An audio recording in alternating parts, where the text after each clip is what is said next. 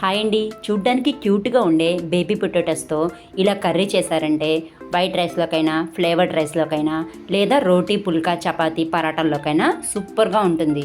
దీనికోసం శుభ్రంగా కడిగిన బేబీ పొటాటోస్ని ఫోర్క్తో రంధ్రాల్లాగా చేసుకొని పించ్ ఆఫ్ సాల్ట్ వేసేసుకొని మునిగే వరకు వాటర్ పోసుకొని మెత్తగా అయ్యే వరకు ఉడికించుకోవాలి. ఈలోగా వేరొక కప్పులో 4 ఎండుమిర్చి, గుప్పెడు జీడిపప్పు వేసేసి వేడి నీళ్ళు పోసి మూత పెట్టుకోవాలి.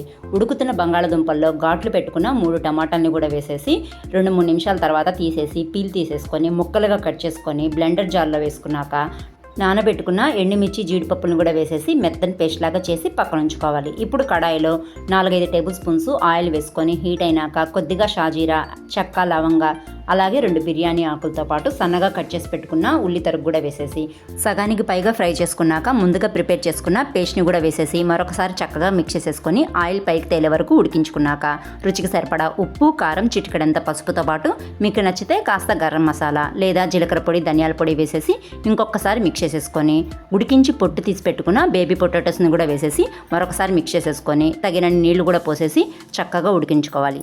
ఫైనల్గా క్రష్ చేసి పెట్టుకున్న కసూరి మేతి కానీ సన్నగా తరిగిన కొత్తిమీర కానీ వేసేసి స్టవ్ ఆఫ్ చేసేసుకొని సర్వ్ చేసుకోవడమే. రెసిపీ నచ్చిందా? అయితే తప్పకుండా లైక్ చేయండి, షేర్ చేయండి. Thanks for watching.